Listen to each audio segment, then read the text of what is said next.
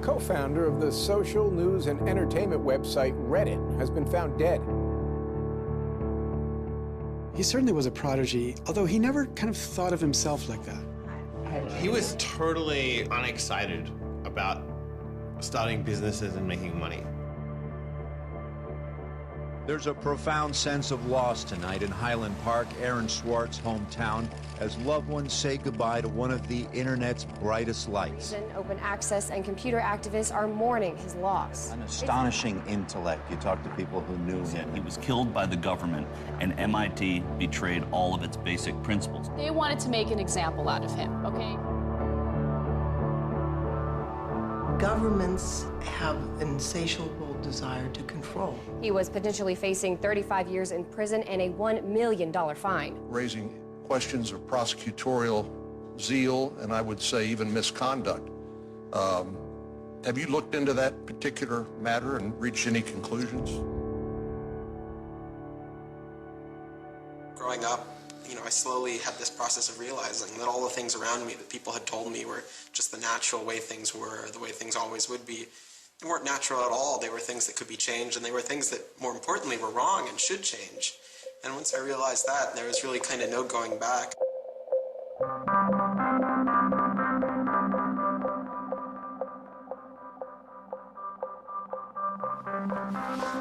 Welcome to Story Reading Time. The name of the book is Paddington at the Fair. Well, he was born in Highland Park and grew up here. Aaron came from a family of 3 brothers, all extraordinarily bright. So we were all, not the best behaved children and, 3 boys running around all the time, causing trouble. Hey, no. But I've come to the realization Aaron learned how to learn at a very young age. 1, 2, 3, 4, 5, 6, 7, 8, 9, 10. Knock, knock. Who's there? Aaron. Aaron who? Aaron, funny man. He knew what he wanted, and he always wanted to do it. He always accomplished what he wanted. His curiosity was endless. Here's a little picture of what's the planet sign. And each planet has a symbol. Mercury symbol, Venus symbol, Earth symbol, Mars symbol, Jupiter symbol. One day he said to Susan, "What's this free family entertainment in downtown Highland Park?" Free family entertainment downtown Highland Park. He was 3 at the time, and she said, "What are you talking about?" And he said, "Look, it says here on the refrigerator, free family entertainment in downtown Highland Park." And so she was floored and astonished that he could read. It's called My Family Seder. That Seder night is different from all other nights. I remember once we were at the University of Chicago Library. I pulled a book off the shelf that was from like 1900 and showed him and said, this is really just an extraordinary place. We all were curious children, but Aaron really liked learning and really liked teaching. And they were going to learn the ABCs backwards. D-Y-X-W-V-U-T. I remember he came home from his first algebra class, and he was like, "Noah, let me teach you algebra." And I'm like, "What is algebra?" And he was always like that. Now you press the click button. There, now it's got that. Now it's in pink. When he was about 2 or 3 years old, and Bob introduced him to computers, and he just took off like crazy on them. Go press the 102 ABC. We all had computers, but Aaron really took to them, really took to the internet. Working at the computer? Mommy, why is nothing working? He started programming from a really young age. I remember the first program that I wrote with him was in BASIC, and it was a Star Wars trivia game. He sat down with me in the basement where the computer was for hours programming this game. The problem that I kept having with him is there was nothing that I wanted done. And to him, there was always something to do, always something that programming could solve. The way Aaron always saw it is that programming is magic, right? You can accomplish these things that normal humans can't. Aaron made an ATM using like a Macintosh and like a cardboard box. One year for Halloween, I didn't know what I wanted to be, and he thought it'd be really, really cool if I dressed up like his new favorite computer, which at the time was the original iMac.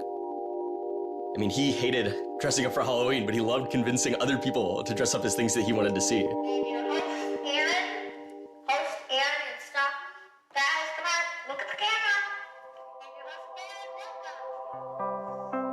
He made this website called The Info, where people can just fill in information.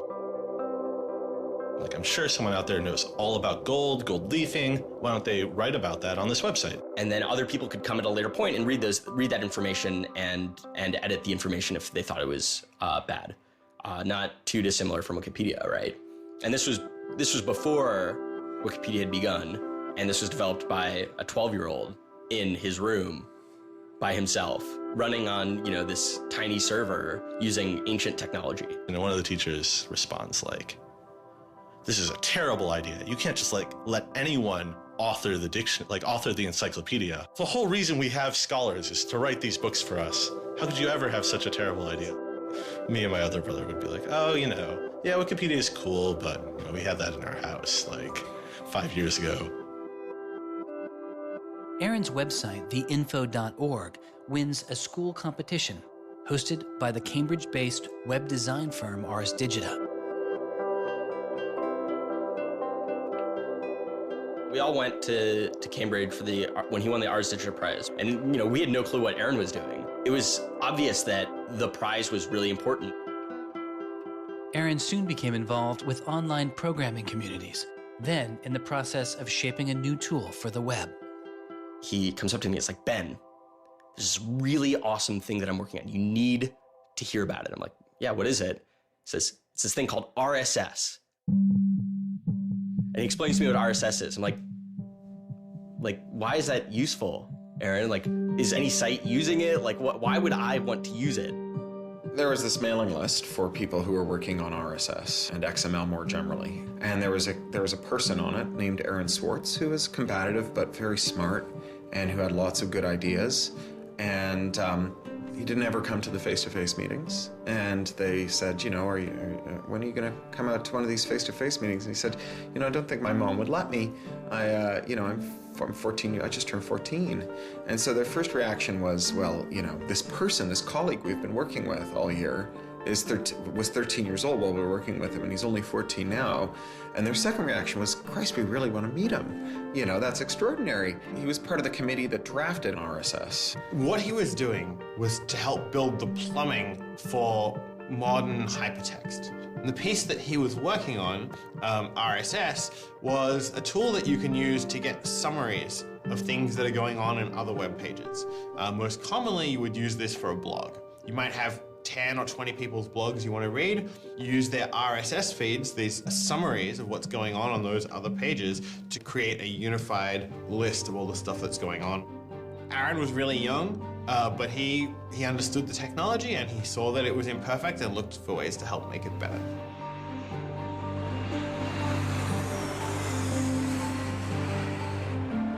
So his mom started bundling him on planes in Chicago. We'd pick him up in San Francisco. We'd introduce him to interesting people to argue with, and we'd marvel at his horrific eating habits. He only ate white food, only steamed rice and not fried rice because that wasn't sufficiently white, and white bread and so on. And you kind of marvel at this, the quality of the debate emerging from this, what appeared to be a small boy's mouth. And you think, this is a kid who's really going to go somewhere if he doesn't die of scurvy. Aaron, you're up. I think the difference is that now you can't make companies like Doc was saying. You can't have companies that just, let's sell dog food over the internet, let's sell dog food over cell phones. But there's still a lot of innovation going on. I think if you don't see the innovation, maybe your head is in the sand. He takes on this alpha nerd personality where he's sort of like, I'm smarter than you, and because I'm smarter than you, I'm better than you, and I can tell you what to do. It's an extension of him being kind of like a twerp. So you aggregate all these computers together, and now they're solving big problems, like searching for aliens and trying to cure cancer. First met him on IRC, on Internet Relay Chat. No, he didn't just write code. He also sort of got people excited about solving problems. He was a connector. The free culture movement has had a lot of his energy. I think Aaron was trying to make the world work. He was trying to fix it. He had a very kind of strong personality that definitely ruffled feathers at times. It wasn't necessarily the case that he was always comfortable in the world and the world wasn't always comfortable with him. Aaron got into high school and was really just sick of school. He didn't like it. He didn't like any of the classes that were being taught. He didn't like the teachers. Aaron really knew how to get information. He was like, I don't need to go to this teacher to learn how to do geometry. I can just read the geometry book, and I don't need to go to the teacher to learn their version of American history. I have 3 historical compilations here. I could just read them, and I'm not interested in that. I'm interested in the web. I was very frustrated with school. I thought, the teachers didn't know what they were talking about, and they were very domineering and controlling, and the homework was kind of a sham, and it was just all the way to pin students together and force them to do busy work. And, I started reading books about the history of education and how this educational system was developed, and alternatives to it in ways that people could actually learn things as opposed to just regurgitating facts their teachers told them. And that kind of led me down this path of questioning things. Once I questioned the school I was in, I questioned the society that built the school, I questioned the businesses that the schools were training people for, and I questioned the government that, set up this whole structure. One of the things he was most passionate about was copyright, especially in those early days. Copyright has always been something of a burden on the publishing industry and on readers, but it wasn't an excessive burden. It was a reasonable institution to have in place to make sure that people got paid. What Aaron's generation experienced was the collision between this antique copyright system and this amazing new thing we were trying to build, the internet and the web. These things collided, and what we got was chaos. He then met Harvard law professor Lawrence Lessig, who was then challenging copyright law in the Supreme Court. A young Aaron Swartz flew to Washington to listen to the Supreme Court hearings. I am Aaron Swartz, and I'm here to listen to see the Eldred argument. Why did you fly out here from Chicago and come all this way to see the Eldred argument? That's a more difficult question. See the Eldred. Because I don't know. It's very exciting to see the Supreme Court, especially such a prestigious case as this one.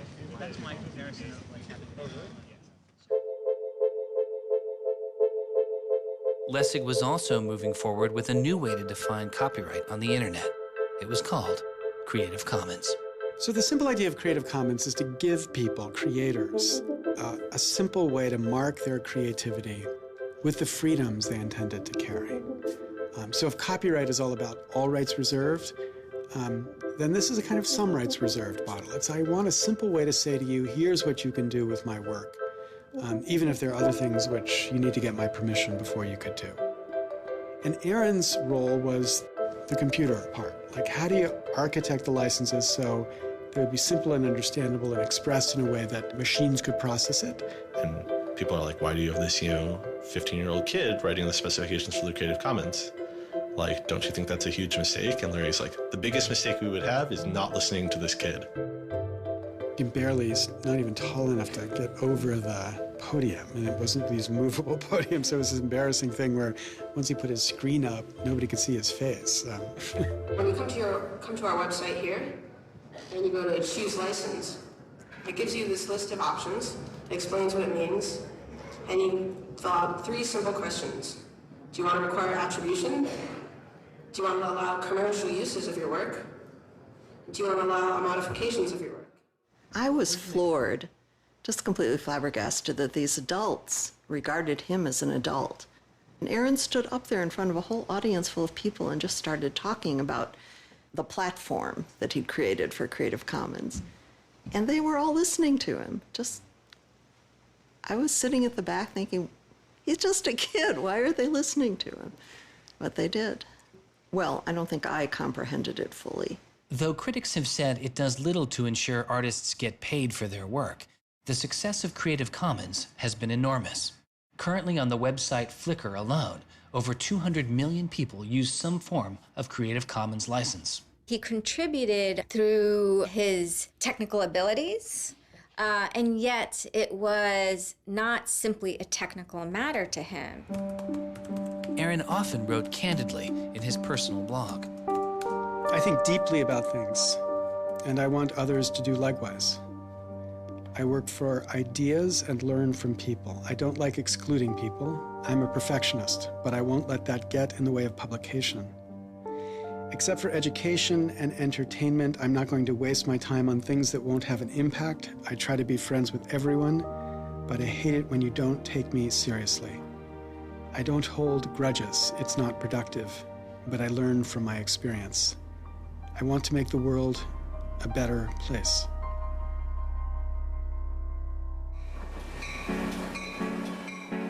In 2004, Swartz leaves Highland Park and enrolls in Stanford University. He had had ulcerative colitis, which was very troubling, and we were concerned about him taking his medication. He got hospitalized, and he would take this cocktail of pills every day. And one of those pills was a steroid, which stunted his growth and made him feel different from many of the other students.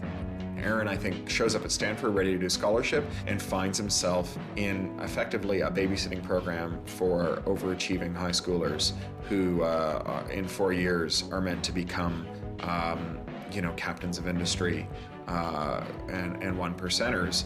And I think it just made him bananas. In 2005, after only 1 year of college, Swartz was offered a spot at a new startup incubation firm called Y Combinator, led by Paul Graham. And he's like, hey, I have this idea for a website. And Paul Graham likes him enough and says, yeah, sure.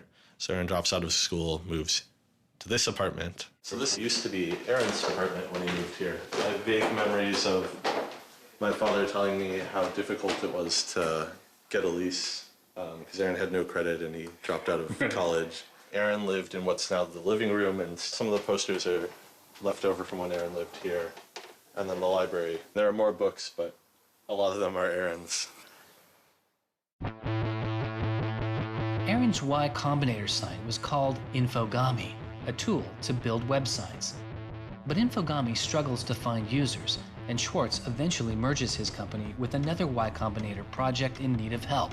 It was a project headed by Steve Huffman and Alexis Ohanian, called Reddit. There we were, starting from almost nothing. No users, no money, no code, and growing day by day into a hugely popular website. And it showed no signs of letting up. First we had 1,000 users, then 10,000, then 20,000, and on and on. It was just incredible. Reddit becomes huge, and it's a real sort of geeky corner of the internet. There's a lot of humor, there's a lot of art, and there's just people who flock to the site and make that site the main site they go to every morning to get their news. Reddit kind of just borders on chaos at some level. So on the one hand, it's a place where people discuss news of the day, technology, politics, and issues. And yet there is a lot of kind of not safe for work material, offensive material. There's some subreddits where trolls find a welcome home. And so in that sense, Reddit has been kind of home to controversy as well. It kind of sits on that edge of chaos. Reddit catches the attention of the corporate magazine giant Condé Nast, who makes an offer to buy the company. Some large amount of money, large enough that my dad was getting bugged with questions about how do I store this money? Like a lot of money. Like a lot of money. Probably more than $1 million, but I don't actually know. And he is how old at the time? 19, 20. So it was in this apartment. They sat around on what predated these couches, hacking on Reddit. And when they sold Reddit, they threw a giant party, and then all flew out to California the next day and left the keys with me. It was funny, he just sold a startup, so we all kind of presumed he was the richest person around, but he said, oh no, I'll take this tiny little shoebox-sized room. That's all I need. It was barely larger than a closet. The idea of him spending his money on fancy objects just seems so implausible. He explains it's I like living in apartments, so I'm not going to spend a lot of money on a new place to live. I'm not going to buy a mansion. And I like wearing jeans and a t-shirt, so I'm not going to spend any more money on clothes. So like, it's, you know, really no big deal. What is a big deal to Swartz is how traffic flows on the internet and what commands our attention. In the old system of broadcasting, you were fundamentally limited by the amount of space in the airwaves. You know, you could only send out 10 channels over the airwaves of television, right? Or even with cable, you had 500 channels. On the internet, everybody can have a channel. Everyone can get a blog or a MySpace page. Everyone has a way of expressing themselves. And so what you see now is not a question of who gets access to the airwaves. It's a question of who gets control over the ways you find people. You know, you start seeing power centralizing in sites like Google, these sort of gatekeepers that tell you where on the internet you want to go, the people who provide you your sources of news and information. So it's not, you know, only certain people have a license to speak. Now everyone has a license to speak. It's a question of who gets heard. After he started working in San Francisco at Condé Nast, he comes into the office and they want to give him a computer with all this crap installed on it and say that he can't install any new things on his computer, which to a developer is outrageous, right? From the first day, he was complaining about all this stuff. Gray walls, gray desks, gray noise. The first day I showed up here, I simply couldn't take it. By lunchtime, I had literally locked myself in a bathroom stall and started crying. I can't imagine staying sane with someone buzzing in my ear all day, let alone getting any actual work done. Nobody else seems to get work done here either. Everybody's always coming into our room to hang out and chat or invite us to play the new video game system that Wired is testing. He really had different aspirations that were politically oriented. And Silicon Valley just doesn't really quite have that culture that orients technical activity for the purposes of political goals. Aaron hated working for a corporation. They all hate working for Condé Nast, but Aaron is like the only one who's not going to take it. And Aaron basically gets himself fired by not showing up to work ever. It was said to be a messy breakup. Both Alexis Ohanian and Steve Huffman declined to be interviewed for this film. He rejected the business world. One of the really important things to remember about that choice when Aaron decided to kind of leave startup culture is that he was also leaving behind the things that had made him, you know, famous and well-loved, and, you know, he was at risk of letting down fans. He got to where he was supposed to be going and had the self-awareness and the orneriness to realize that he had climbed the mountain of shit to pluck the single rose and discovered that he'd lost his sense of smell.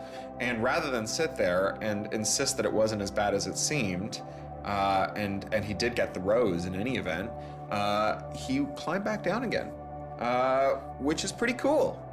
The way Aaron always saw it is that programming is magic, right? You can accomplish these things that normal humans can't by being able to program. So if you had magical powers, would you use them for good or to make you mountains of cash? Swartz was inspired by one of the visionaries he had met as a child, the man who had invented the World Wide Web, Tim Berners-Lee. In the 1990s, Berners-Lee was arguably sitting on one of the most lucrative inventions of the 20th century. But instead of profiting from the invention of the World Wide Web, he gave it away for free. It is the only reason the World Wide Web exists today. Aaron is certainly deeply influenced by Tim. Tim is certainly a very prominent early internet genius who doesn't in any sense cash out. Is not at all interested in how he's going to figure out how to make $1 billion. People would have seen, there's money to be made there. So there would have been lots of little webs instead of one big one. And one little web, and lots of little webs doesn't work because you can't follow links from one to the other. You know, you had to have the critical mass for this thing was the entire planet. So it's not going to work unless the whole planet can get on board.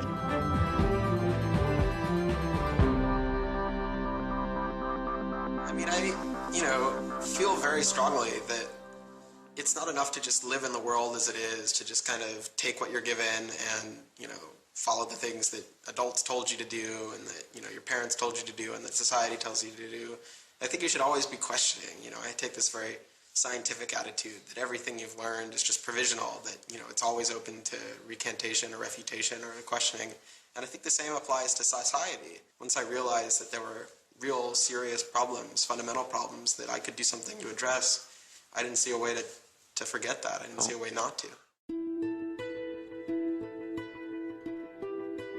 We just started spending a lot of time just kind of as friends. We would just talk for hours into the night. I definitely should have understood that he was flirting with me. I think to some degree I was like, this is a terrible idea and impossible, and therefore I will pretend it is not happening. As my marriage was breaking down and I was really stuck without anywhere to go, we became roommates and brought my daughter over. We moved in and furnished a house, and it was really peaceful. Like, my life had not been peaceful for a while, and really neither had his.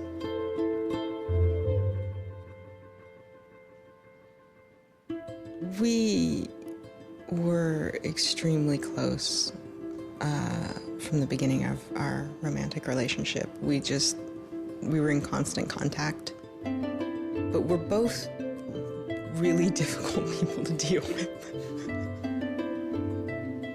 In a very Ally McBeal discussion, he confessed he had a theme song, and I made him play it for me. It was Extraordinary Machine by Fiona Apple. I think it was just that sense of kind of being a little bit embattled that the song has. And it also had like this hopefulness to it. By foot it's a slow climb, but I'm good at being uncomfortable, so I can't stop changing all the time. Because in many ways, Aaron was tremendously optimistic about life. Even when he didn't feel it, he could be tremendously optimistic about life. Extraordinary machine.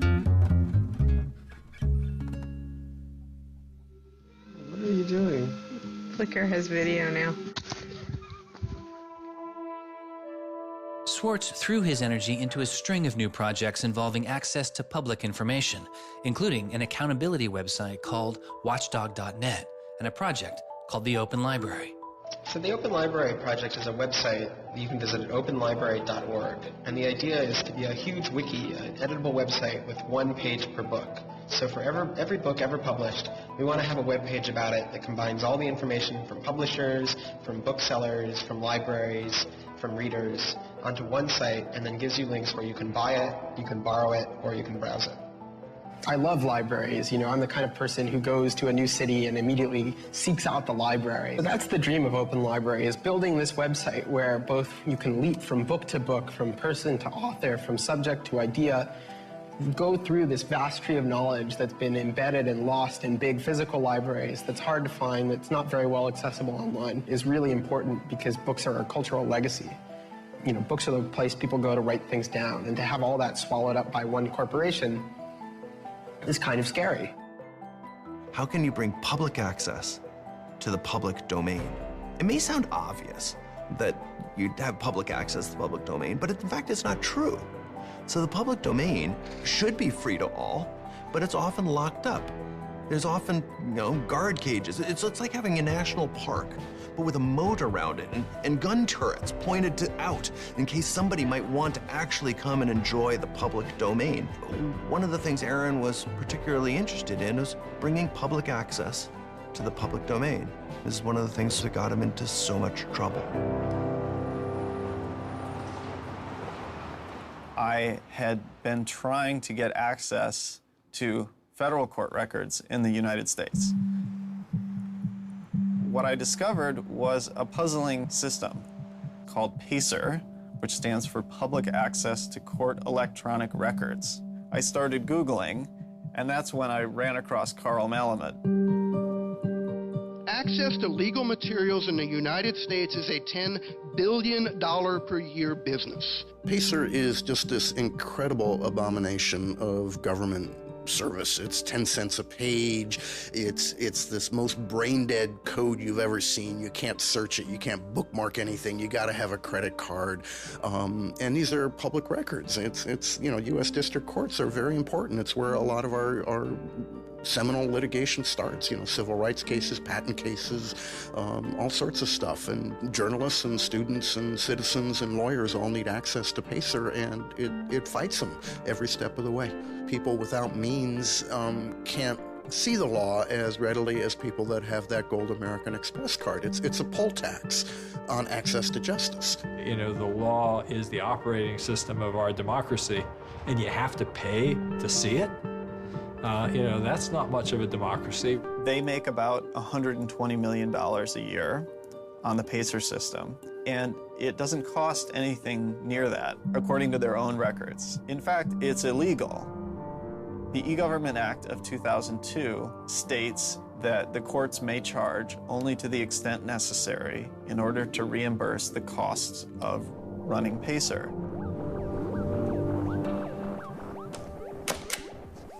As the founder of public.resource.org, Malamud wanted to protest the PACER charges. He started a program called the PACER Recycling Project, where people could upload PACER documents they had already paid for to a free database so others could use them. The PACER people were getting a lot of flack from Congress and others about public access. And so they put together this system. In 17 libraries across the country, there was free PACER access. You know, that's one library every 22,000 square miles, I believe, so it wasn't like really convenient. I encouraged volunteers to join the so-called thumb drive corps and download docs from the public access libraries, upload them to the PACER recycling site. People take a thumb drive into one of these libraries and they download a bunch of documents and they send them to me.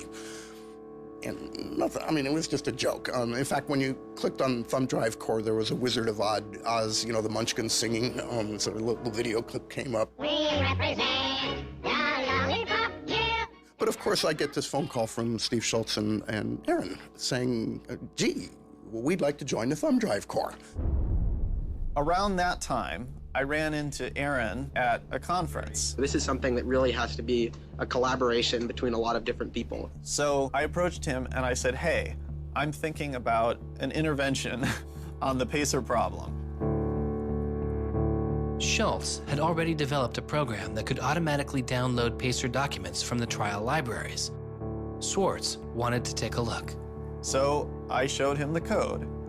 And I didn't know what would come next, but as it turns out, over the course of the next few hours at that conference, he was off sitting in a corner, improving my code, recruiting a friend of his that lived near one of these libraries to go into the library and to begin to test his improved code, at which point the folks at the courts realized something's not going quite according to plan. And data started to come in and come in and come in, and soon there were 760 gigabytes of PACER docs, about 20 million pages. Using information retrieved from the trial libraries, Swartz was conducting massive, automated parallel downloading of the PACER system. He was able to acquire nearly 2.7 million federal court documents, almost 20 million pages of text. Now, I'll grant you that 20 million pages had perhaps exceeded the expectations of the people running the Pilot Access Project, but surprising a bureaucrat isn't illegal. Aaron and Carl decided to go talk to the New York Times about what happened.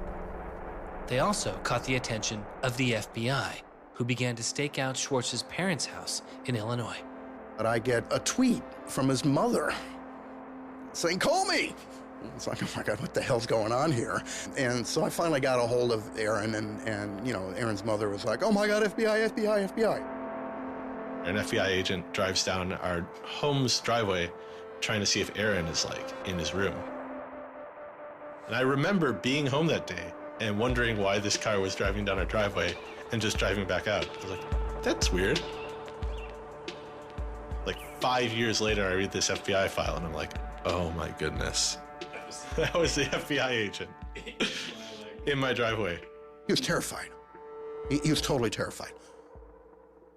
He was way more terrified after the FBI actually called him up on the phone and tried to sucker him into coming down to a coffee shop without a lawyer He said he went home and laid down on the bed and you know, was shaking. The downloading also uncovered massive privacy violations in the court documents. Ultimately, the courts were forced to change their policies as a result. And the FBI closed their investigation without bringing charges. To this day, I find it remarkable that anybody, even at the most remote podunk field office of the FBI, thought that a fitting use for taxpayer dollars was investigating people for criminal theft on the grounds that they had made the law public. How can you call yourself a lawman and think that there can possibly be anything wrong in this whole world with making the law public?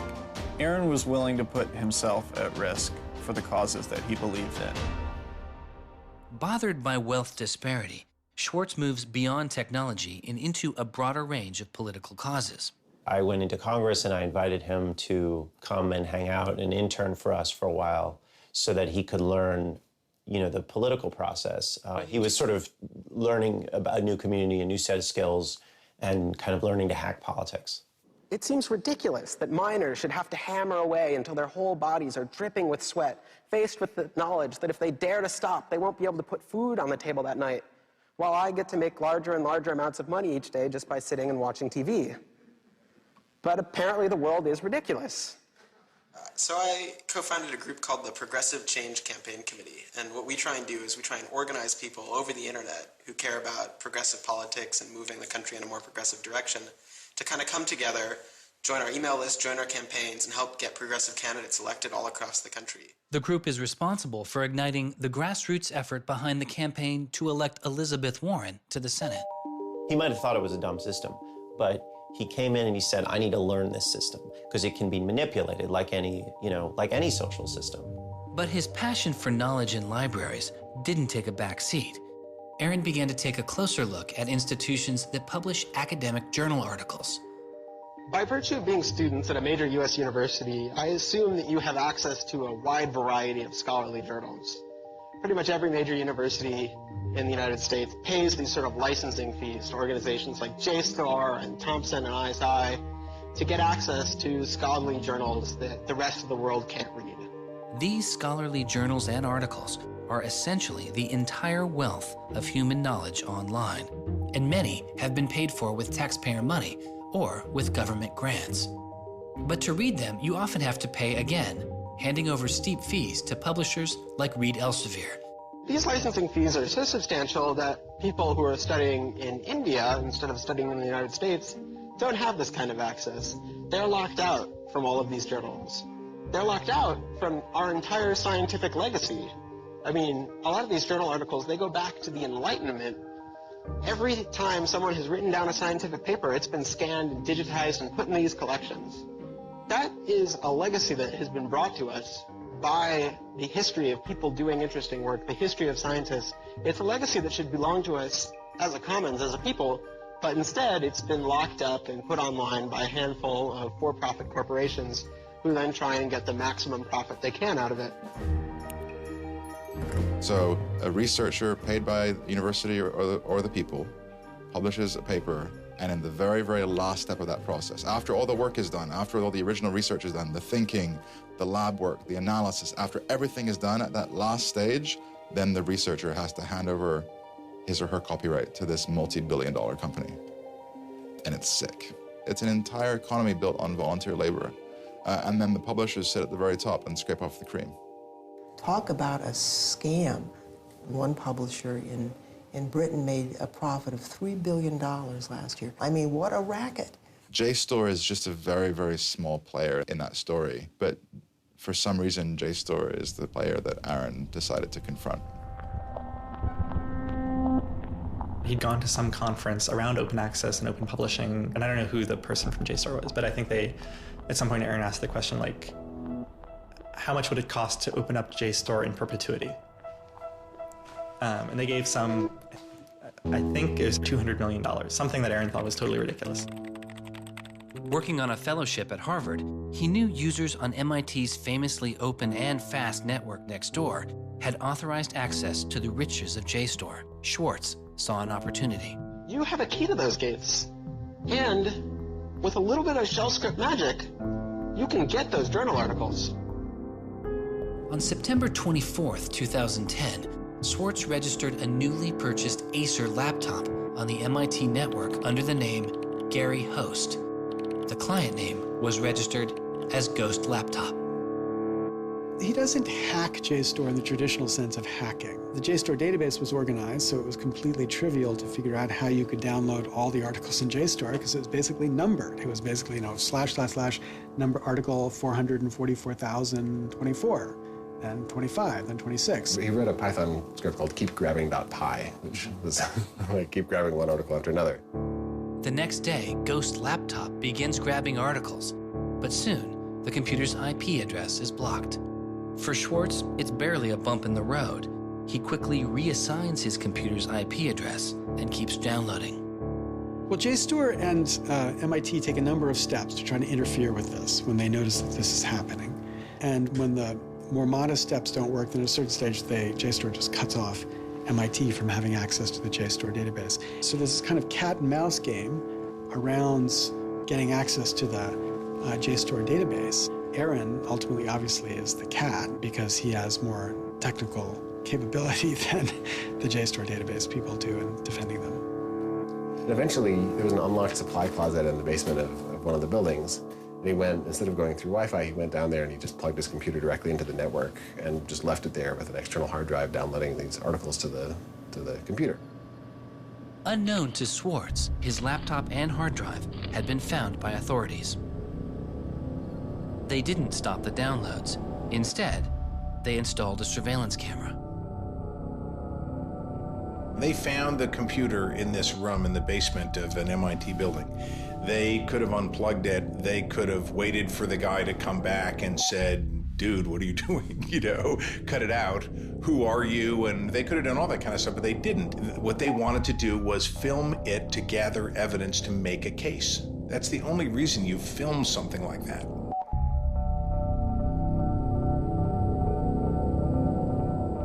At first, the only person caught on the glitchy surveillance camera was using the closet as a place to store bottles and cans.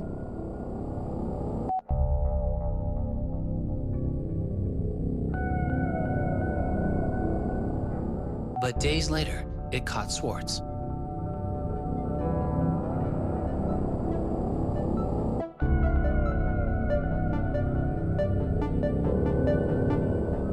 Swartz is replacing a hard drive. He takes it out of his backpack, leans out of frame for about 5 minutes, and then leaves.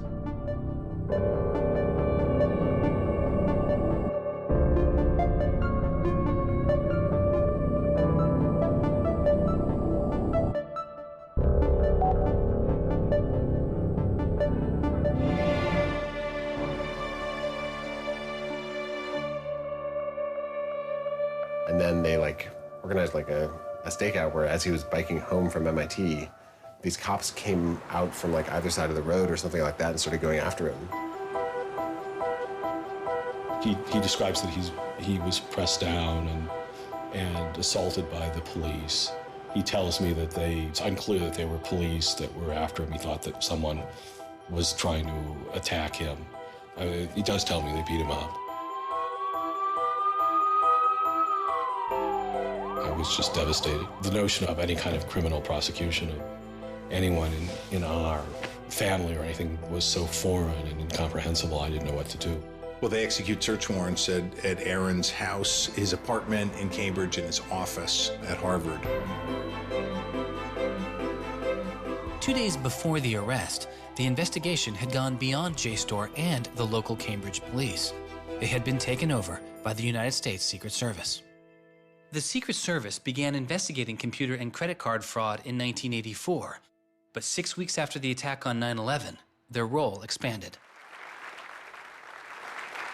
President Bush used the Patriot Act to establish a network of what they called electronic crimes task forces. The bill before me takes account of the new realities and dangers posed by modern terrorists. According to the Secret Service, they are primarily engaged in activity with economic impact, organized criminal groups, or use of schemes involving new technology. The Secret Service turned Swartz's case over to the Boston U.S. Attorney's Office. There was a guy in the U.S. Attorney's Office who had the title head of the Computer Crimes Division or Task Force. I don't know what else he had going, but you're certainly not much of a computer crimes prosecutor without a computer crime to prosecute. So he jumped on it, kept it for himself, didn't assign it to someone else within the office or the unit, and that's Steve Hyman. Prosecutor Stephen Hyman has been largely out of public view since the arrest of Aaron Swartz, but he can be seen here in an episode of the television show American Greed, filmed around the time of Aaron's arrest. He is describing his previous case against the notorious hacker Alberto Gonzalez, a case that garnered Hyman enormous press attention and accolades. Gonzalez masterminded the theft of over 100 million credit card and ATM numbers, the largest such fraud in history. Here, Hyman, describing Gonzalez, gives his view on the hacker mindset. These guys are driven by a lot of the same things that we're driven by. They have an ego, they like challenge, and of course they like money and everything you can get from money. One of the suspects implicated in the Gonzalez case was a young hacker named Jonathan James. Believing Gonzalez's crimes would be pinned on him, James committed suicide during the investigation. In an early press release describing the government's position in the case of Aaron Swartz, Hyman's boss, U.S. Attorney for the District of Massachusetts Carmen Ortiz, said this: "Stealing is stealing, whether you use a computer command or a crowbar, and whether you take documents, data, or dollars." It's not true. It's obviously not true. I'm not saying it's harmless, and I'm not saying that we shouldn't criminalize stealing of information, but you've got to be much more subtle in trying to figure out exactly which kinds of harms are harmful here. So the thing about a crowbar is every time I break into a place with a crowbar, I do damage. There's no doubt about it. But when Aaron writes a script that says download, download, download 100 times in a second, there's no obvious damage to anybody. If he does that for the purpose of gathering an archive to do academic research on it, there is never any damage to anybody. He wasn't stealing, he wasn't selling what he got or giving it away. He was making a point, as far as I could tell. The arrest took its toll on Swartz. He just wouldn't talk about it. And he's like very stressed. If you thought like the FBI was like going to come to your doorstep any day, anytime you went down the hall, even to do your laundry, and they would break into your apartment because you left the door unlocked, like, I'd be pretty stressed. And it was clear. And so Aaron was always sort of like in like a dour mood.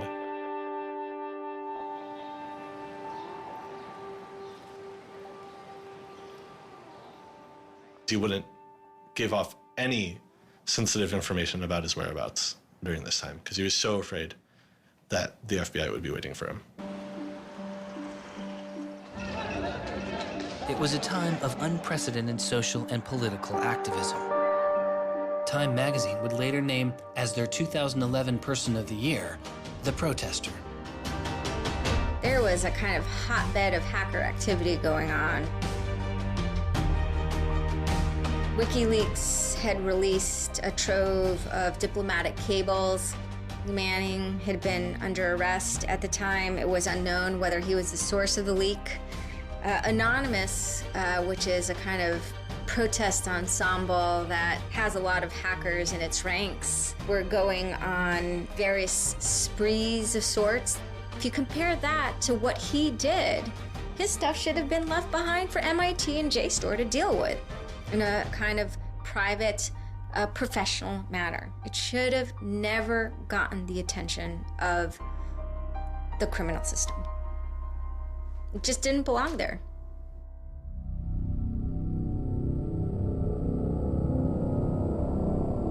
Before he was indicted, Swartz was offered a plea deal that involved 3 months in prison, time in a halfway house, and a year of home detention, all without the use of a computer.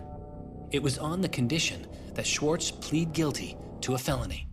Here we are. We have no discovery, no evidence whatsoever about what the government's case is, and we have to make this immense decision where the lawyer is pushing you to do this, the government is giving you a non-negotiable demand, and you're told that your likelihood of prevailing is small, so whether you're guilty or not, you're better off taking the deal. Boston has its own computer crimes division with lots of lawyers, probably more lawyers than they need. So, you can imagine all sorts of cases where it would be really hard to prosecute because you've got some criminals in Russia, or you've got some people inside of a corporation that are going to have $500 lawyers or $700 an hour lawyers sitting down against you. And then you've got this case with this kid, which is pretty easy to prove that he did something, and he's already marked himself as a troublemaker with the FBI, so why not go as tough as you can in here against that guy? It's good for you, the prosecutor. It's good for the Republic because you're fighting all those terrorist types. I was so scared. I was so scared of having my computer seized. I was so scared of going to jail because of my computer being seized. I had confidential material from sources from my previous work on my laptop. And that is above all my priority, is to keep my sources safe. I was so scared of what was going to happen to ITA. Aaron told me that they'd offered him a deal, and he finally just said that he would take it if I told him to. And I came real close to saying take it. He had developed like serious political aspirations in the intervening time between when, that moment when he ended that entrepreneurial startup life and begun this new life that had come to this political activism. And he just didn't believe that he could continue in his life with a felony. He said to me one day, we were walking by the White House, and he said to me, they don't let felons work there.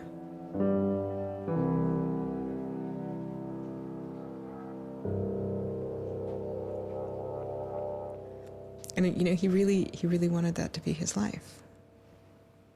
He hadn't killed anybody. He hadn't hurt anybody. He hadn't stolen money. He hadn't done anything that seemed felony worthy, right? And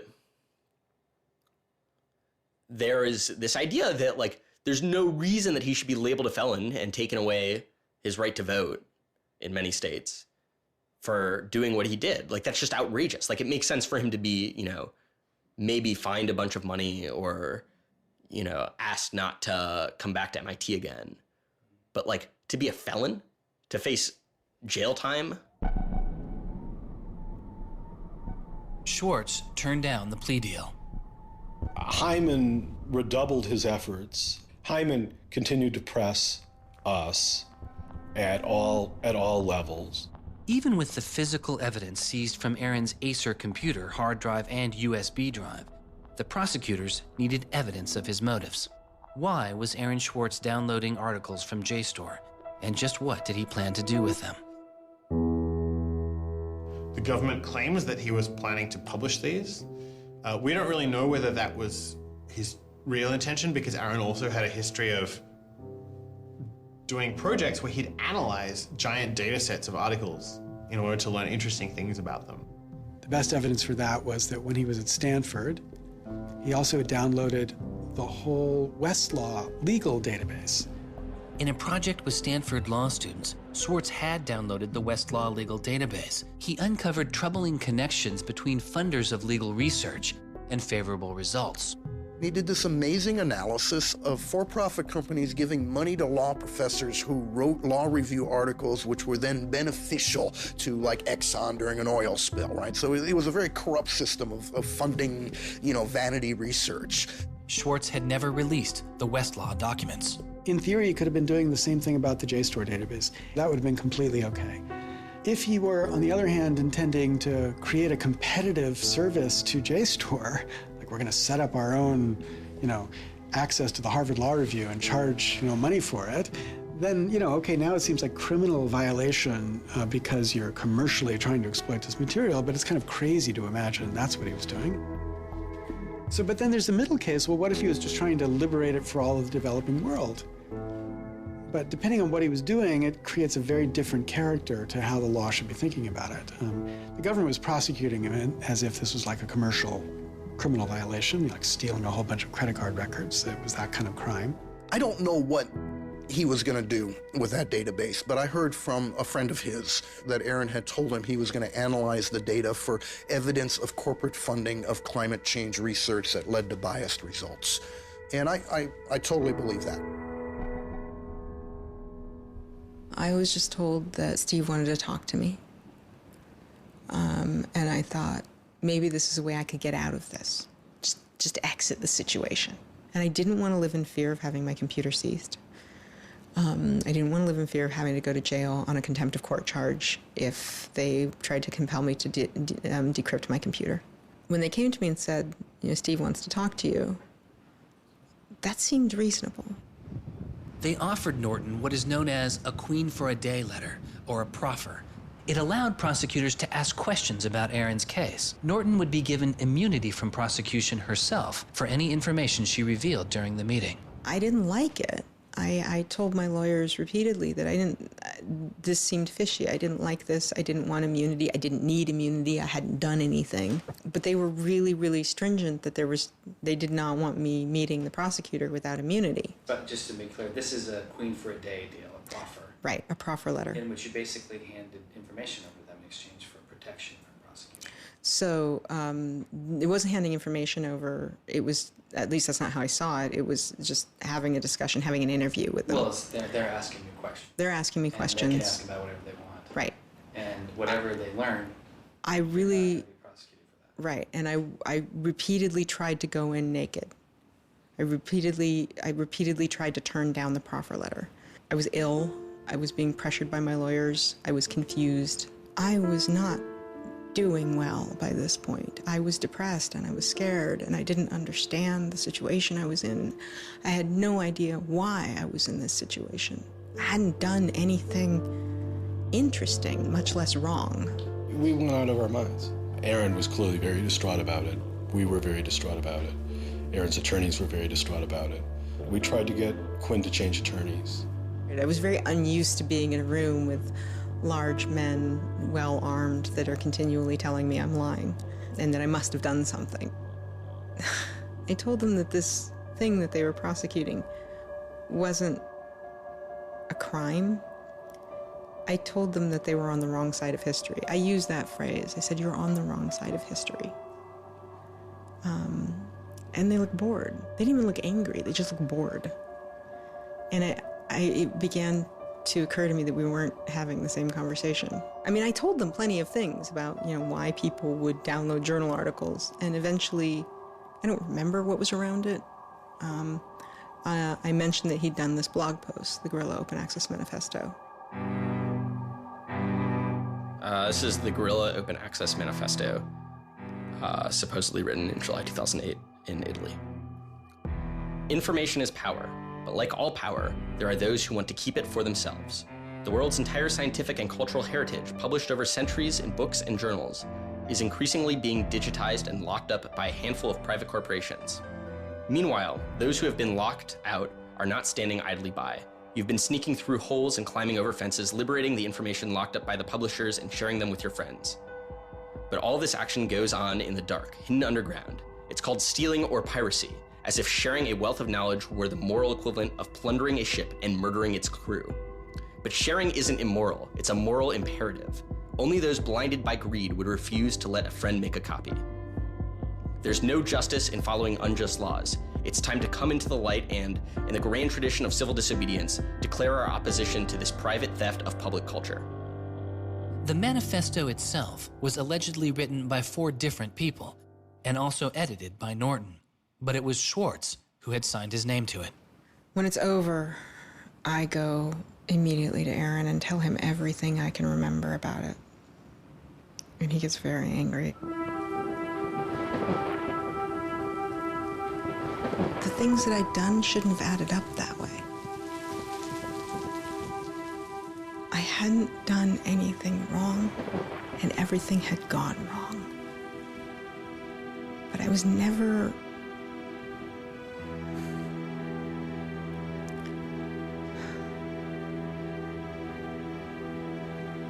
I'm still angry. I'm still angry that you can try your best with these people to do the right thing, and they will turn everything against you, and they will hurt you with anything they can. And in that moment, I regret that I said what I did. But my much larger regret is that we have settled for this, that we are okay with this, that we are okay with a justice system that tries to game people into little traps so they can ruin their lives. So yeah, I wish I hadn't said that, but I am much, much angrier that this is where I am. That this is what we as a people think is okay. They used every method that I think they could think of to get her to provide information which would be unhelpful to Aaron and helpful to the prosecution of Aaron. But you know, I don't think she had information that was helpful to the government. Months go by as Swartz's friends and family await a looming indictment. In the meantime, Swartz was becoming a go-to expert on a series of internet issues. To you then, do you think that the internet is something that should be considered a human right and something that the government cannot take away from you? Yes, definitely. I mean, this notion that national security is an excuse to shut down the internet, that's exactly what we heard in Egypt and Syria and all these other countries. And so, yeah, it's true. Sites like WikiLeaks are going to be putting up some embarrassing material about what the U.S. government does, and people are going to be organizing to protest about it and try and change their government.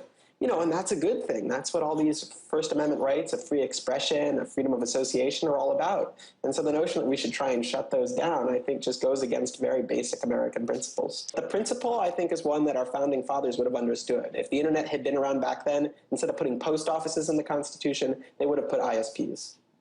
Well, it's definitely interesting to see how... Swartz meets activist Taryn Steinbrickner Kaufman, and the two begin to date. We need a massive global public outcry. If there's no massive global public outcry, it won't create any change. You know, 4 people in this city should cause a massive global public outcry. You know, we need a petition signer. Without telling her specifics, he warned her he was involved in something he called simply the bad thing. And I had sort of crazy theories, like that he was having an affair with Elizabeth Warren or something. I speculated both Hillary Clinton and Elizabeth Warren, actually. But so sometime in probably late July, Aaron called me, and I happened to pick up, and he said, you know, the bad thing might be in the news tomorrow. Do you want me to tell you, or do you want to read about it in the news? And I said, well, I want you to tell me. And he said, well, I've been arrested for downloading too many academic journal articles, and they want to make an example out of me. And I was like, that's it? That's the big fuss? Really? Like, this doesn't sound like a very big deal. On July 14th, 2011, federal prosecutors indict Swartz on 4 felony counts. He gets indicted on the same day that like 2 people in England who are part of LulzSec get arrested, and like a few other real hackers. And Aaron is just like someone who kind of looks like a hacker, enough that they can like, you know, put his head on a stake and like put it on the gates. Aaron went to surrender, and they arrested him. They then strip searched him, took away his shoelaces, took away his belt, and left him in solitary confinement. The District of Massachusetts United States Attorney's Office released a statement saying Swartz faces up to 35 years in prison, to be followed by 3 years of supervised release, restitution, forfeiture, and a fine of up to $1 million. He is released on $100,000 bail. The same day, the primary victim in the case, JSTOR, formally drops all charges against Swartz and declines to pursue the case. JSTOR, they weren't our friends, they weren't helpful or friendly to us, but they also were just kind of like, we're not part of this. JSTOR and their parent company, Ithaca, also sidestepped requests to talk with this film. But at the time, they released a statement saying it was the government's decision whether to prosecute, not JSTOR's. And so it's our belief that with that, the case will be over. That we should be able to get Steve Hyman to drop the case or settle it in some rational way. And the government refused. Why? Well, because I think they wanted to make an example out of Aaron. And they said they wanted to, the reason why they wouldn't move on requiring a felony conviction and jail time was that they wanted to use this case as a case of for deterrence. They told us that. They told you that? Yes. This was going to be an example? Yes. He was going to be an example? Yes. Steve Hyman said that. Deterring who? Like, there's other people out there running around logging onto JSTOR and downloading the articles to make a political statement? I mean, who are they deterring? It would be easier to understand the Obama administration's posture of supposedly being for deterrence if this was an administration that, for instance, prosecuted arguably the biggest economic crime that this country has seen in the last 100 years, the crimes that were committed that led to the financial crisis on Wall Street. When you start deploying the non-controversial idea of deterrence only selectively, you stop making a dispassionate analysis of lawbreaking, and you started deciding to deploy law enforcement resources specifically on the basis of political ideology. And that's not just undemocratic, it's supposed to be un-American. Prosecutor Stephen Hyman later reportedly told MIT's outside counsel that the straw that broke the camel's back was a press release sent out by an organization Swartz founded called Demand Progress. According to the MIT account, Hyman reacted to the short statement of support, calling it a wild internet campaign and a foolish move that moved the case from a human one-on-one level to an institutional level. That was a poisonous combination. A prosecutor who didn't want to lose face, who had a political career in the offing maybe, and didn't want to have this come back and haunt them. You spent how many tax dollars arresting someone for taking too many books out of the library and they got your ass handed to you in court? No way.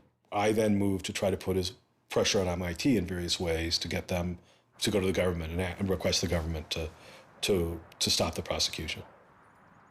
What is MIT's reaction to that? There doesn't seem to be any reaction from MIT at that point.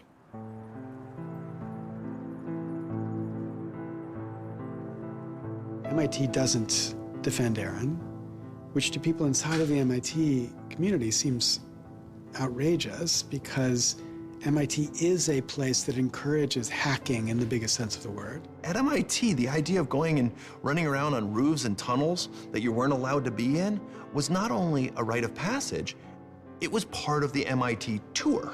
And lockpicking was a winter course at MIT.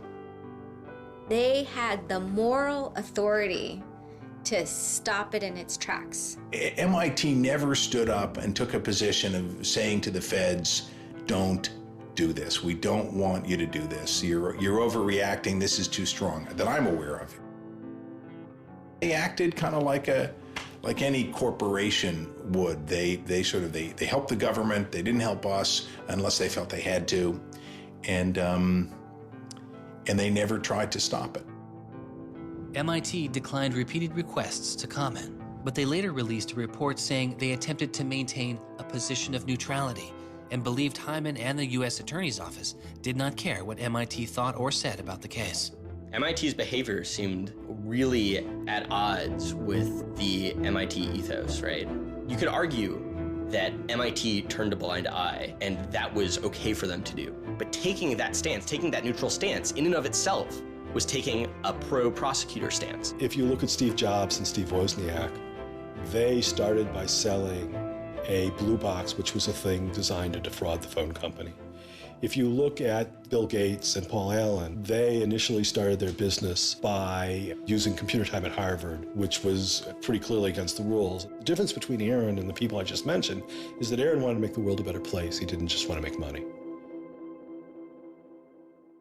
Swartz continues to be outspoken on a variety of internet issues.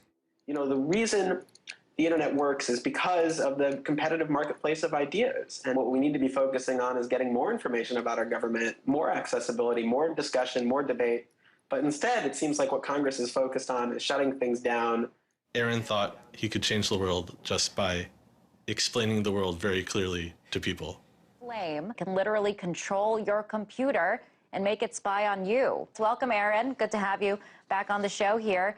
You know, just like spies used to in olden days put microphones and tap what people were saying, now they're using computers to do the same things. Schwartz's political activity continues. his attention turning to a bill moving through Congress designed to curb online piracy. It was called SOPA. Activists like Peter Eckersley saw it as an enormous overreach, threatening the technical integrity of the internet itself. And one of the first things I did was to call Aaron. I said, can we do a big online campaign against this? This isn't a bill about copyright. It's not? No, he said. It's a bill about the freedom to connect. Now I was listening. And he thought about it for a while and then said yes. And he went and founded Demand Progress. Demand Progress is an online activism organization. We've got around 1.5 million members now, but started in the fall of 2010. Aaron was one of the most prominent people in a community of people who helped lead organizing around social justice issues at the federal level in this country. SOPA was the bill that was intended to curtail online piracy of music and movies, but what it did was basically take a sledgehammer to a problem that needed a scalpel. If passed, the law would allow a company to cut off finances to entire websites without due process, or even to force Google to exclude their links. All they needed was a single claim of copyright infringement. It pitted the titans of traditional media against a new and now far more sophisticated remix culture. It makes everyone who runs a website into a policeman. And if they don't do their job of making sure nobody on their site uses it for anything that's even potentially illegal, the entire site can get shut down without even so much as a trial. This was over the top. I mean, this was a catastrophe. This bill poses a serious threat to speech and civil liberties for all who use the internet. There were only a handful of us who said, look, we're not for piracy either, but it makes no sense to destroy the architecture of the internet, the domain name system, and so much that makes it free and open in the name of fighting piracy. And Aaron got that right away. The freedoms guaranteed in our Constitution, the freedoms our country had been built on, would be suddenly deleted. New technology, instead of bringing us greater freedom, would have snuffed out fundamental rights we'd always taken for granted. And I realized that day, talking to Peter, that I couldn't let that happen. When SOPA was introduced in October 2011, it was considered inevitable. Our strategy when it first came out was to hopefully slow the bill down, maybe weaken it a little bit, but even we didn't think that we would be able to stop this bill. Having worked in Washington, what you learn is that typically in Washington, the legislative fights are fights between different sets of corporate moneyed interests. They're all duking it out to pass legislation. And the fights that are the closest are when you have one set of corporate interests against another set of corporate interests, and they're financially equally matched in terms of campaign contributions and lobbying. Those are the closest ones. The ones that aren't even fights, typically, are ones where all the money is on one side, all the corporations are on one side, and it's just millions of people on the other side. I haven't seen anything like PIPA and SOPA in all my time in public service. There were more than 40 United States senators on that bill as co-sponsors. So there were already a long, long way to getting the 60 votes to have it clear all the procedural hoops. Even I began to doubt myself. It was a rough period. Swartz and Demand Progress were able to marshal enormous support, using traditional outreach combined with commonly used voice-over IP to make it very easy for people to call Congress. I've never met anybody else who was able to operate at his level, both on the technological side and on the campaign strategy side. Millions of people contacted Congress and signed anti-SOPA petitions. Congress was caught off guard. There was just something about watching those clueless members of Congress debate the bill, watching them insist they could regulate the internet and a bunch of nerds couldn't possibly stop them. I am not a nerd. I'm just not enough of a nerd. Maybe we ought to ask some nerds what this thing really does. Let's have a hearing, bring in the nerds. Really? Nerds? You know, I think actually the word you're looking for is experts. To enlighten you so your laws don't backfire, break the internet. We use the term geek, but we're allowed to use that because we are geeks. The fact that it got as far as it did without them talking to any technical experts reflects the fact that there is a problem in this town. I'm looking for somebody to come before this body and testify in a hearing and say, this is why they're wrong. There used to be an office that provided science and technology advice, and members could go to them and say, help me understand XYZ. And Gingrich killed it. He said it was a waste of money. Ever since then, Congress has plunged into the dark ages. I don't think anybody really thought that SOPA could be beaten, including Aaron. I think it was worth trying, but it didn't seem winnable. And I remember maybe a few months later, I remember him just turning to me and being like, I think we might win this. And I was like, that would be amazing. Calls to Congress continue. When the domain hosting site GoDaddy becomes a supporter of the bill, tens of thousands of users transferred their domain names in protest. Within a week, a humbled GoDaddy reverses their position on SOPA. When the Congress people that supported the record and movie industries realized that there was this backlash, they kind of scaled the bill back a little bit. You could see the curve happening. You could see that that our arguments were starting to resonate. It was like Aaron had been like striking a match and it was being blown out. Striking another one was being blown out. And finally he'd like managed to catch enough kindling that the flame actually caught, and then it turned into this roaring blaze. On January 16th, 2012, the White House issued a statement saying they didn't support the bill. And then this happened. I'm a big believer that we should be dealing with issues of piracy and we should deal with them in a serious way. But this bill is not the right bill. When Jimmy Wales put his support towards blacking out Wikipedia, the #5 most popular website in the world. This is a website that's on several % of all of the clicks on anywhere on the internet. Wikipedia went black, Reddit went black, Craigslist went black, the phone lines on Capitol Hill flat out melted. Members of Congress started rushing to issue statements retracting their support for the bill that they were promoting just a couple days ago. Within 24 hours, the number of opponents of SOPA in Congress went from this to this.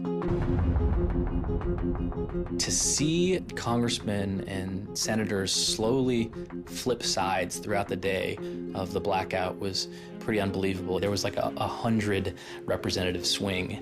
And that was when, as hard as it was for me to believe, after all this, we had won. The thing that everyone said was impossible, that some of the biggest companies in the world had written off as kind of a pipe dream, had happened. We did it. We won.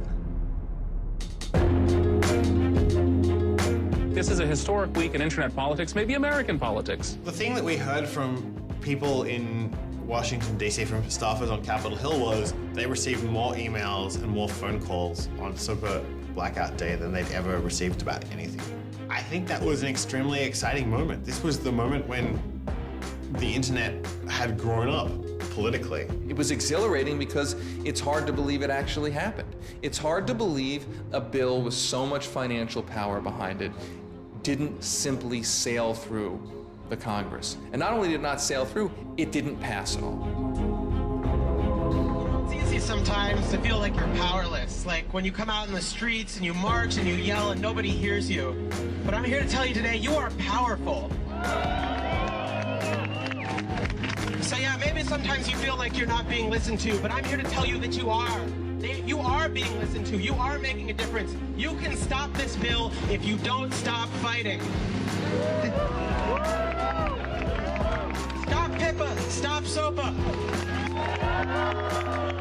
Some of the biggest internet companies, to put it frankly, would benefit from a world in which their little competitors could get censored. We can't let that happen. For him, it was more important to be sure that you made a small change than to play a small part in a big change. But SOPA was like playing a major part in a major change. And so for him, it was kind of this proof of concept, like, okay, what I want to do with my life is change the world. I think about it in this really scientific way of like, I'm measuring my impact. And this shows that it's possible, right? That the thing that I want to do with my life is possible. I have proved that I can do it, that I, Aaron Swartz, can change the world. For a guy who never really thought he had done much, which was Aaron, It was one of the few moments where you could really see that he felt like he had done something good. Feeling like here is his maybe one and only victory lap. Everyone said there was no way we could stop SOPA. We stopped it. This is 3 outrageously good victories, and the year isn't even over yet. I mean, if there's a time to be positive, it's now.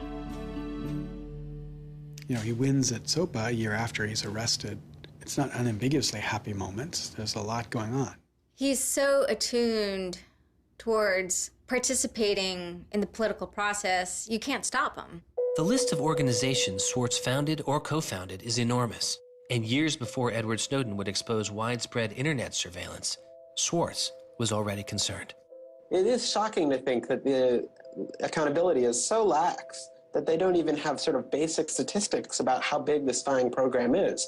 And if the answer is, oh, we're spying on so many people we can't possibly even count them, then that's an awful lot of people, right? It would be one thing if they said, look, you know, we know the number of telephones we're spying on, we don't know exactly how many real people that corresponds to, but they just came back and said, we can't give you a number at all.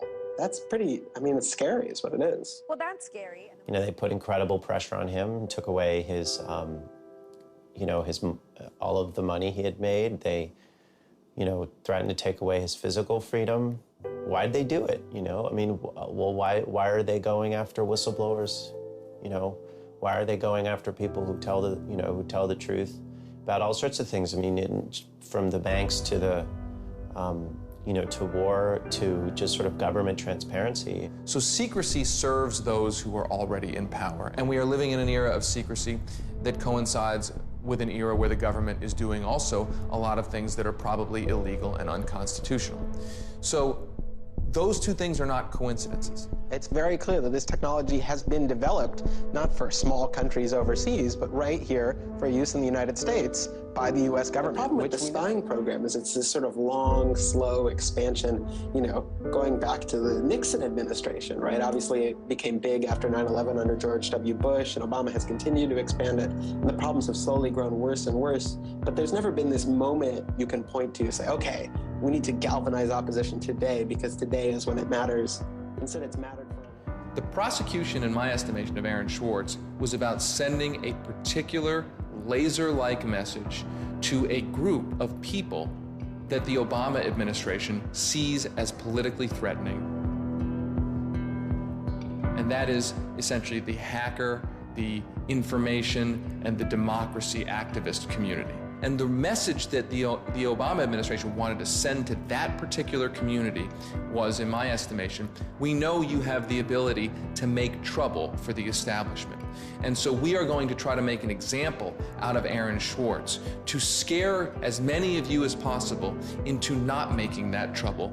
And the government said, oh, the legal opinions we're using to legalize the spying program are also classified. So we can't even tell you which laws we're using to spy on you. You know, every time they can say, oh, this is another instance of cyber war, the cyber criminals are attacking us again, we're all in danger, we're all under threat. They use those as excuses to push through more and more dangerous laws. Great. And so just to follow that up, like personally, how do you feel the fight is going, I guess? It's up to you. I know, but we gotta like, you know. You know,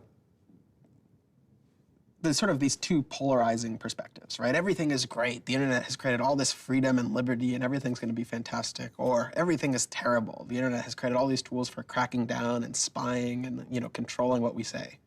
And I think both are true, right? The internet has done both. And both are kind of amazing and astonishing. And which one will win out in the long run is up to us. It doesn't make sense to say, oh, one is doing better than the other. You know, they're both true. And it's up to us which ones we emphasize and which ones we take advantage of, because they're both there and they're both always going to be there.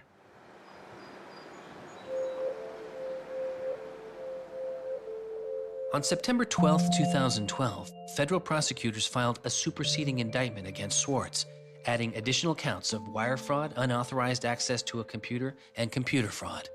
Now, instead of 4 felony counts, Swartz was facing 13. The prosecution's leverage had dramatically increased, as did Swartz's potential jail time and fines. They filed a separate indictment to add more charges, and they had a theory about why this conduct constituted a number of federal crimes, and that a very significant sentence could attach to it under the law. That theory, and much of the prosecution's case against Swartz, involved a law created originally in 1986. It is called the Computer Fraud and Abuse Act. The Computer Fraud and Abuse Act was inspired by the movie War Games with Matthew Broderick, which is a great movie. I have you now. In this movie, a kid gets the ability through the magic of computer networks to, like, launch a nuclear attack. You know, that's not actually possible, and it certainly wasn't possible in the 80s, but apparently this movie scared Congress enough to pass the original Computer Fraud and Abuse Act. This is a law that's just behind the times. For example, that penalizes terms of service kinds of arrangements. You can have something like eHarmony or Match.com, and somebody sort of inflates their own personal characteristics, and all of a sudden, depending on the jurisdiction and the prosecutors, they could be in a whole host of troubles. We all know what terms of use are. Most people don't read them, but not abiding by their terms could mean you are committing a felony.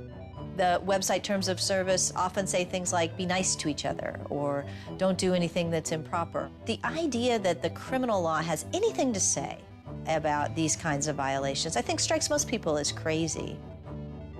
The examples get even more crazy. Until it was changed in March of 2013, the terms of use on the website of Hearst's 17 magazine said you had to be 18 in order to read it. I would say that the way the CFA has been interpreted by the Justice Department, we are probably all breaking the law. Vague and prone to misuse, the CFAA has become a one-size-fits-all hammer for a wide range of computer-related disputes. Though not the only factor in his case, 11 of the 13 charges against Swartz involved the Computer Fraud and Abuse Act. The question why hangs over much of the story of Aaron Swartz. Just what was motivating the government, and what would their case have been? The Department of Justice declined requests for answers, but Professor Oren Kerr is a former prosecutor who has studied the case. So I think I come about this case from a different direction than other people on a number of reasons. I was a federal prosecutor at the Justice Department for 3 years before I started teaching. The government came forward with an indictment based on what crimes they thought were committed, just as a purely lawyers matter, looking at the precedents, looking at the statute, looking at the history, looking at the cases that are out there so far. I think it was a fair indictment based on that. You can debate whether they should have charged this case. There's just a lot of disagreement. Some people are on the open access side, some people are not. I think the government took Swartz's guerrilla open access manifesto very seriously.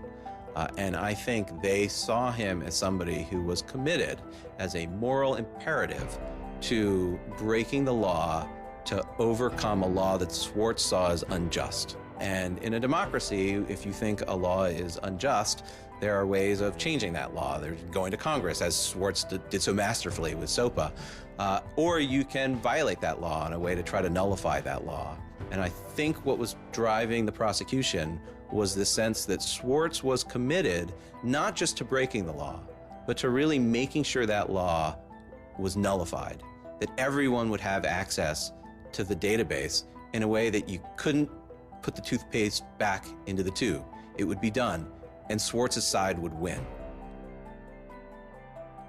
There's a big disagreement in society as to whether that is an unjust law, and ultimately that's a decision for the American people to make, working through Congress. And then the second problem is, I think, we're still trying to figure out what's the line between less serious offenses and more serious offenses. We're now entering this different environment of computers and computer misuse, and we don't yet have a really strong sense of exactly what these lines are. So we're just working that out. This is a poor use of prosecutorial discretion. The hammer that the Justice Department has to scare people with it just gets bigger and bigger and bigger. And so most people just, you can't roll the dice with your life like that. Should we tap somebody's phone? Should we film them? Should we turn somebody and get them to testify against these other people?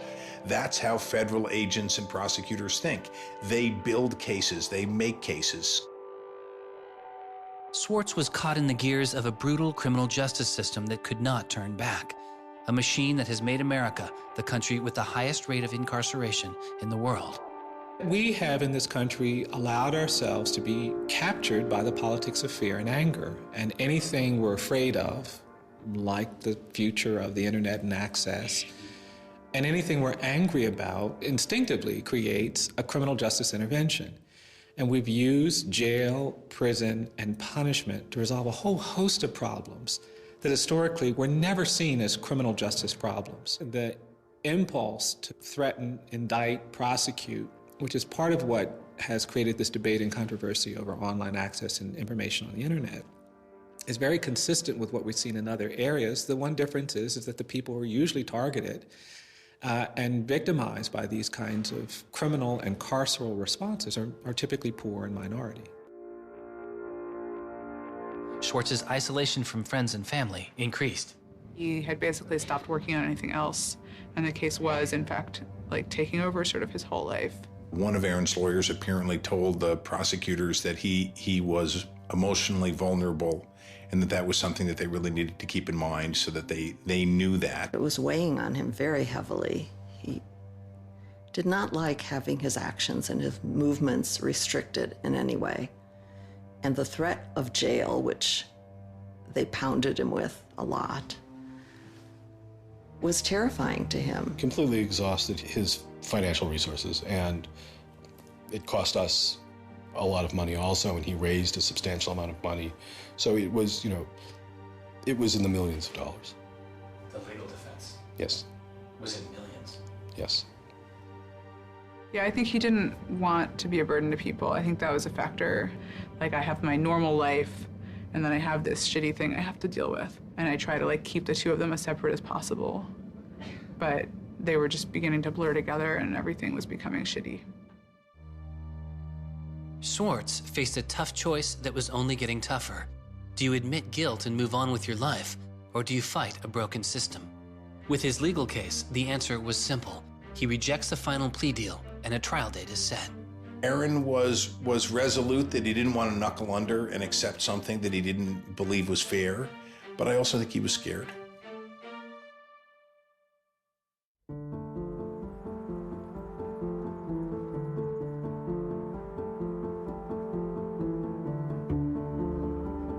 I don't think they would have convicted Aaron. I think we would have walked him out of that courthouse, and I would have given him a big hug, and we would have walked across that little river in Boston and gone and had a couple of beers. I really thought that we were right. I thought that we were going to win the case. I thought that we could win the case. He didn't talk about it very much, but you could see the enormous pain that he was going through.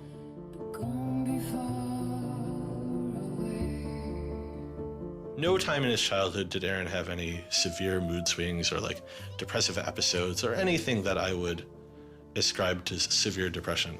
And it's possible, he was depressed. People get depressed.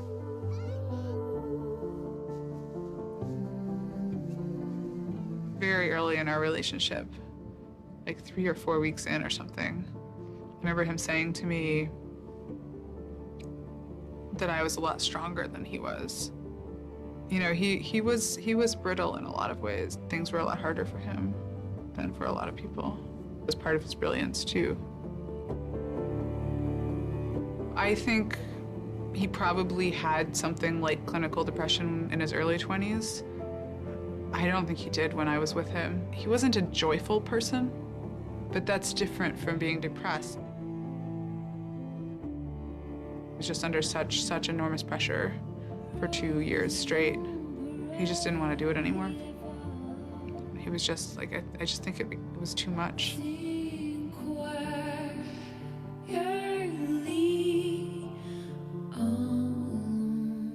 I got a phone call late at night. I could tell something was wrong, and then I called and I realized what had happened. A co-founder of the social news and entertainment website Reddit has been found dead. Police say 26-year-old Aaron Swartz killed himself yesterday in his Brooklyn apartment. I just thought, we've lost one of the most creative minds of our generation. It was like the whole world fell apart at that moment.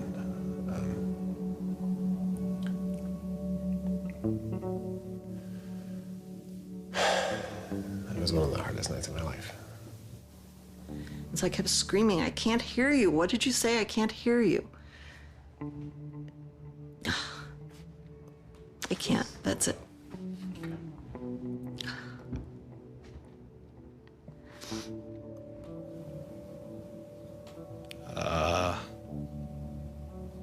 Yeah, none of it made any sense. And really still doesn't. I was so frustrated, angry.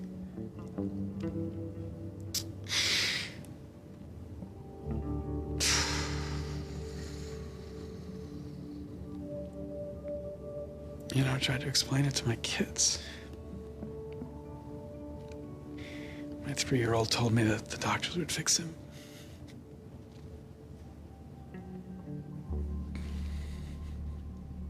I've known lots of people who've died, but I've never lost anybody like this. Because everybody feels, and I do too, there's so much we could have more to do. I just didn't know he was there. I didn't know this was what he was suffering, and he was part of me. And I just wanted it to not be real. And then I just looked at his Wikipedia page and I saw the end date.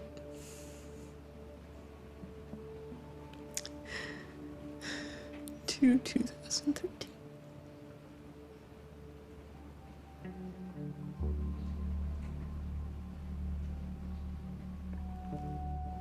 Aaron is dead.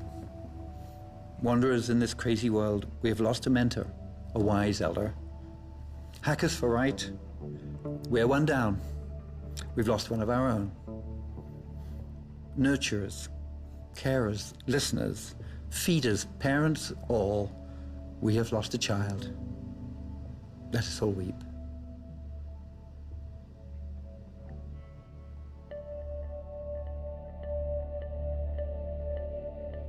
my first thought was, well, what if nobody even notices? Because it wasn't clear to me how salient he was.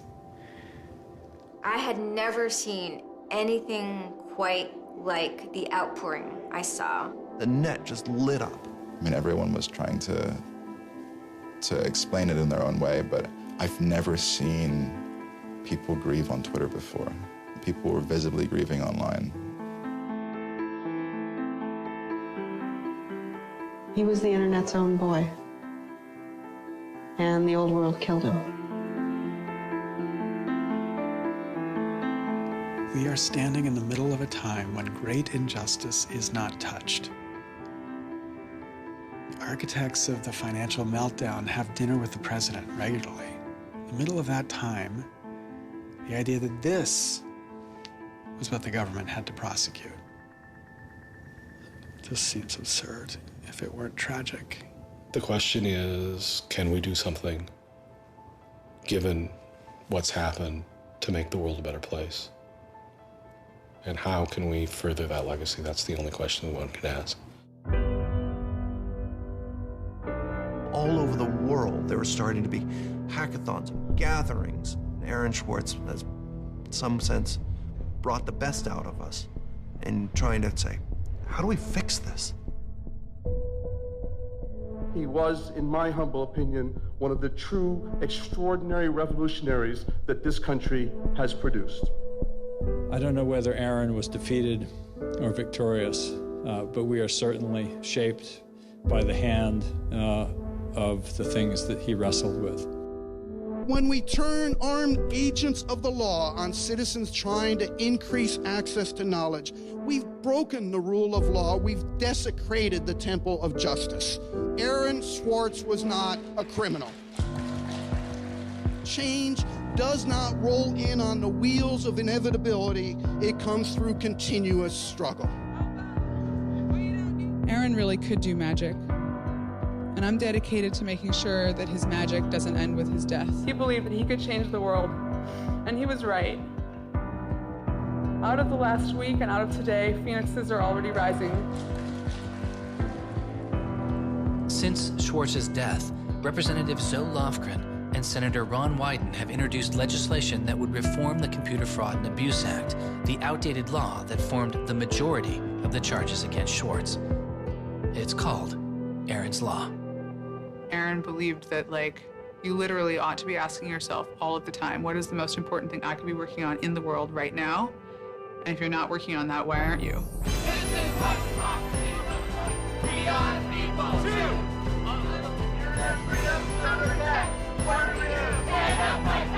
Internet freedom is under attack. What do we do? Hey, hey, go home. Conroy Keith has got to go. Hey,